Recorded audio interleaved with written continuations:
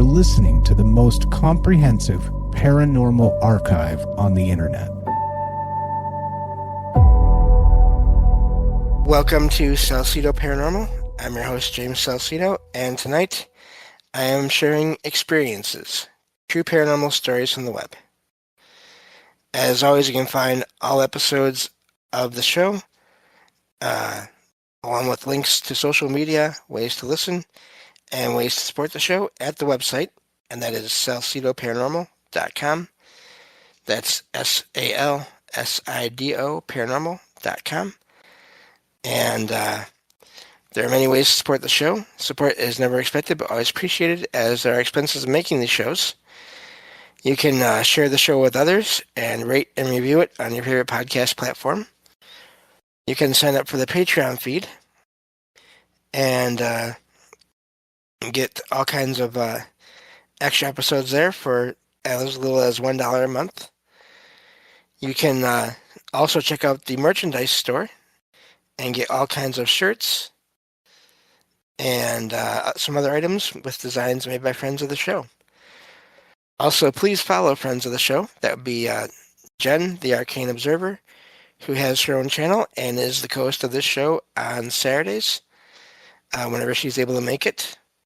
Also, Ricky of the Anything is Possible podcast, who does a paranormal themed show on Sundays, which I co-host. And then also Trouble Minds Radio with Michael Strange.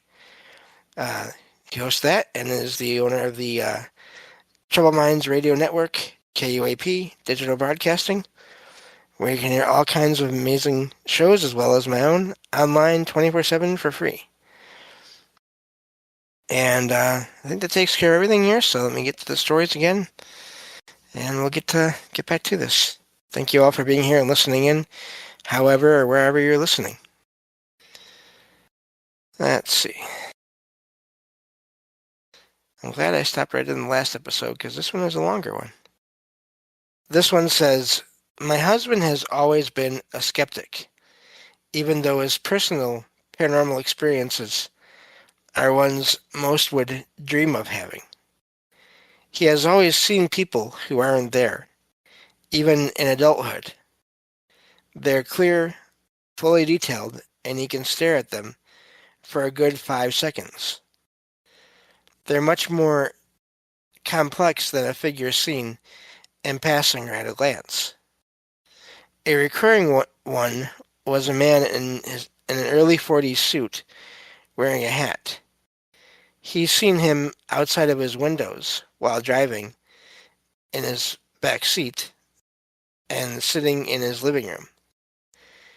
He's also made full extended eye contact with what we call void creatures. They're like pitch black, cat-sized creatures that stare at him around corners or past a door frame. None of this has ever convinced him. A few years ago, he and I were making hot cocoa. Nothing fancy, just the powder with hot water and milk. After stirring, we were staring at one of the cups, and the bubbles and the froth made a smiley face facing him. We were now like, oh, cute, it's smiling.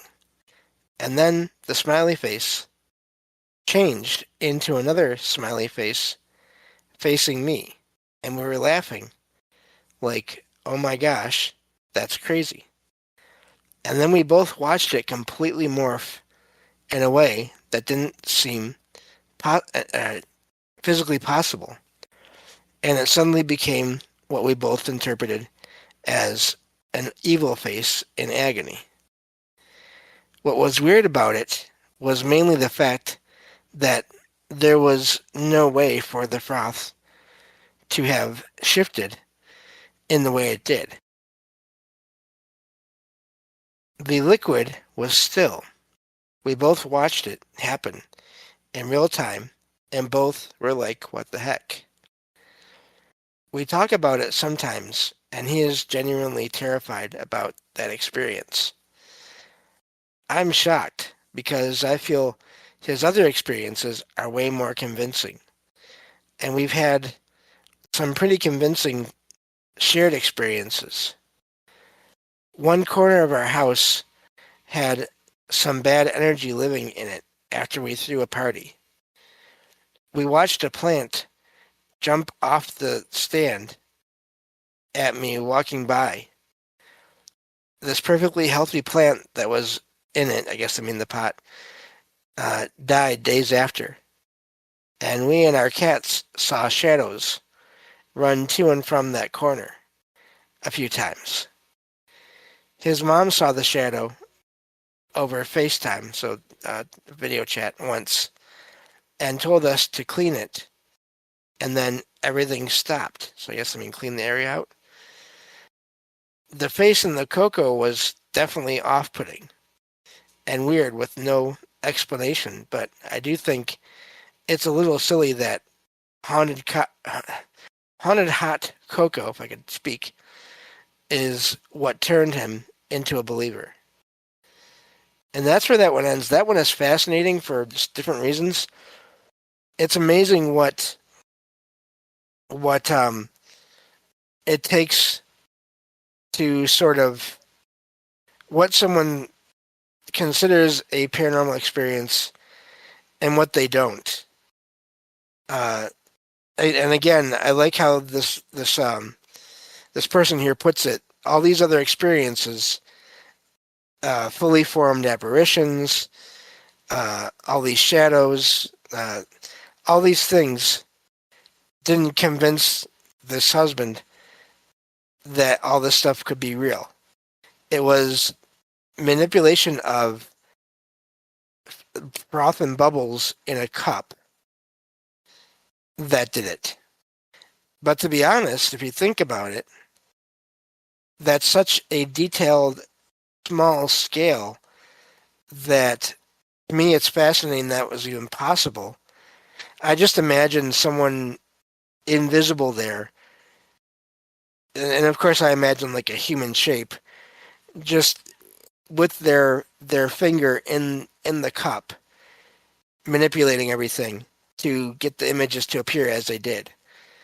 But who knows if that's really what happened? It's hard to say. So it's always fascinating to find, because everyone, that's the other thing I've noticed too over the years here is doing this and reading and hearing what I have.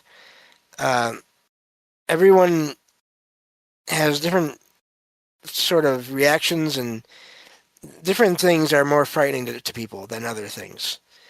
There are people who have want to know why all the things I've had happen to me haven't frightened me, like all of them.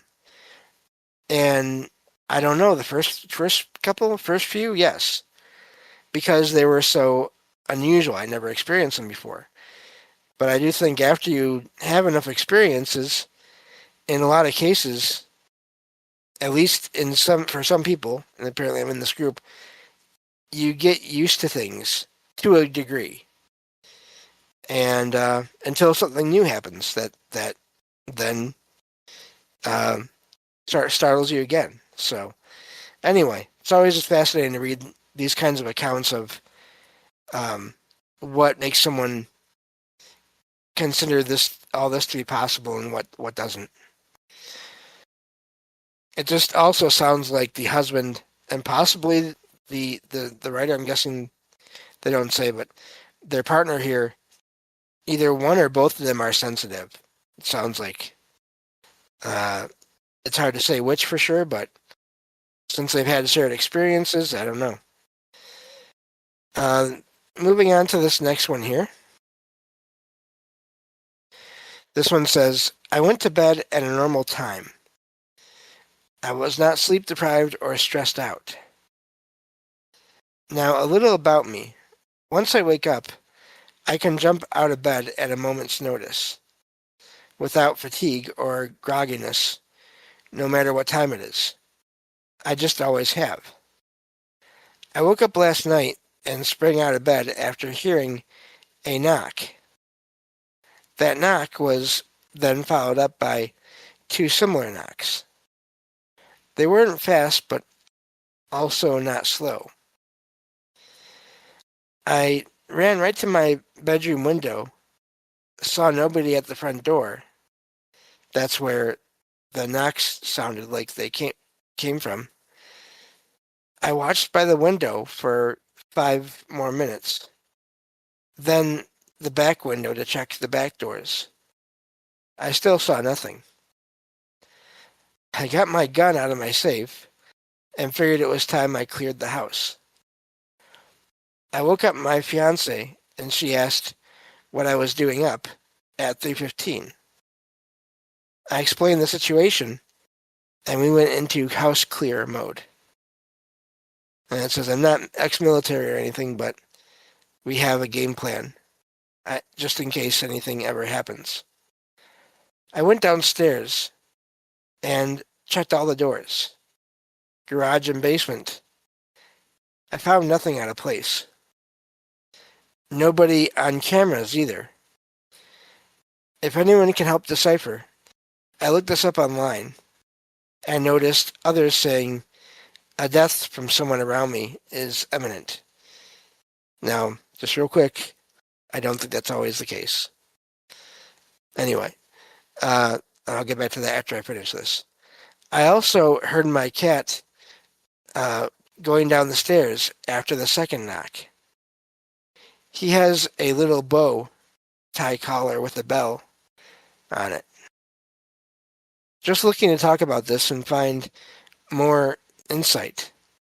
This isn't the first time I've had an experience, despite still being mostly a skeptic.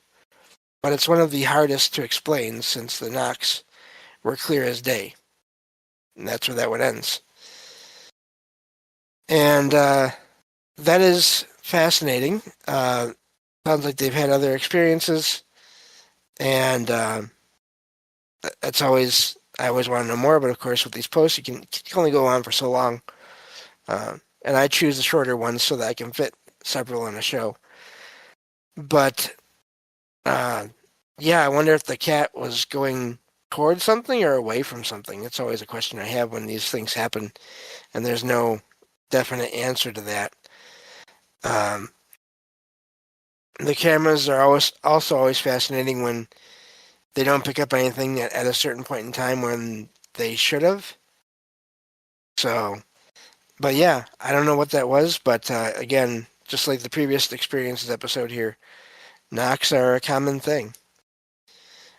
And sometimes they can be explained away. Some areas, sound travels in weird ways, and you can hear everything that's going on in all the places around you, as was mentioned in the chat in the previous episode here. But, excuse me, there's not always the case. Sometimes people can't figure it out. So, moving on to the next one here. This one says, this happened... Oops, I lost my spot. Okay, there we go. This happened 7 years ago, and the memory just popped into my head, and I'm again dumbfounded. 7 years ago, I had just moved into my future husband's house. It was a wonderful house, a little ranch built in the 60s. We had so many wonderful memories in that house. We moved out of it 5 years ago. Some background on us. I'm an architect, and my husband is a scientist with a doctorate degree in chemistry. We are both very fact-based people, which is probably why this experience freaked us out so much. Neither of us have ever heard another unaccountable voice before or since this. Anyway, the experience. It was a sunny, nice weekend morning. My husband had gotten out of bed and was making his way down the hall and through the living room to the kitchen. I was still in the bedroom making the bed. I heard from the hallway outside the bedroom a woman's voice say his name, the husband's name, I'm guessing. It was clearly his name, but it was weirdly muffled, like someone was saying it with a pillow uh, to their face. The tone was insistent but not angry. My husband then replied, "Yeah?" He heard it too from behind him in the hallway and thought it was me. It was very much not me, and I told him as much, in a bit of a panic. I honestly thought his ex had possibly come over and let herself in. That was how clear it was. We checked the front door, looked out the windows. All was normal. Just a bright, beautiful morning. No one was there. The phones were in the bedroom with me, and there wasn't any other technology that could have said his name like that. It was very strange. Neither of us could explain it. We never heard anything in that house after that or since. Just a really weird experience. In your paranormal sphere, what was this voice? A week later, my area had an earthquake that we felt in the house. I grew up here and never ever felt an earthquake before. My parents had never felt one before either, and they lived in the area their whole lives. It was a rare event. Probably not connected, but it made for a weird couple of weeks, and that's where that one ends. Yeah, I don't know what to make of that. Those sort of one-off experiences are always fascinating because there's no, I mean, when it's a pattern, sometimes you can kind of possibly figure some things out from repeated experiences. Um, like, okay, this happened and that happened and this happened. It's some attempt at communication to get a message across. Or these things keep happening at these certain times. It's a residual energy playing back over and over again, making the same sounds or images. But when it's just a one-off experience, it's hard to know. It makes me wonder if there was someone in that area that lives in that area or will live in that area that has the same first name as the husband. I wonder about that in cases where it's just, excuse me, there's next to nothing else going on, but someone hears their name said. But if you think about it, most likely any one name you pick nowadays, or any point in time from before, maybe not any name, but most names, people have had and will have for many years to come. So it could be it was someone saying, talking to someone else that had the same name as this person did, this writer's husband did. That's the only thing I can think of to maybe possibly explain that, as some kind of weird either time anomaly or residual energy field playing out, with someone basically recording in a way of someone saying a name that just happened to be the same name as the husband. But again, as usual, I don't know. Moving on to the next one here. So it's a longer one again. This one says, there's the concept of haunted locations, but I just wondered if anyone thinks that people themselves can be haunted. By that, I don't mean physically having ghosts inside them, but almost, I don't know, carry them around in a way. The reason I ask is mainly because of myself. Ever since I can remember, I've had experiences I can't explain. Hearing people that aren't there talking or whispering. Seeing people that aren't there, as in a human, not a shadow figure. Things being moved around, even when I've been sitting in the same room. Random strong smells that seem to just appear right in front of me or beside me, and then disappear. having dreams about something paranormal, then waking up and finding parts of it have actually become reality. The list goes on, and I could write a thesis-length post about everything, but obviously I won't. I've moved around a lot and lived in many different houses. My childhood home is where the weird experiences began, and where I saw my first, in quotation marks here, person. But every house I've lived in since, I've had multiple experiences in. I moved into my current home in 2017, and it seemed to be the first place I wasn't having these intense experiences. For the last couple of years, there have been odd things that have happened that I couldn't explain, but nothing to the extent of the other places I've lived. Until recently, the last maybe 12 months or so, it's like the house, in quotation marks, woke up, and things started happening more often. And within the last month or so, I'm starting to experience things at the same level as I did before. I've always joked that every house I've lived in has been haunted. My current house isn't old. It was built in 2011, whereas other houses I've lived in have been much older, and obviously the trope of haunted houses being older houses made me think maybe that's why I don't experience things in my current home. But seeing as I am having these experiences again, I was thinking about it, and the probability of every house I have lived in being haunted is pretty low. I am a huge lover of all things paranormal, and often see stories about people who have been to a haunted location and something has followed them home.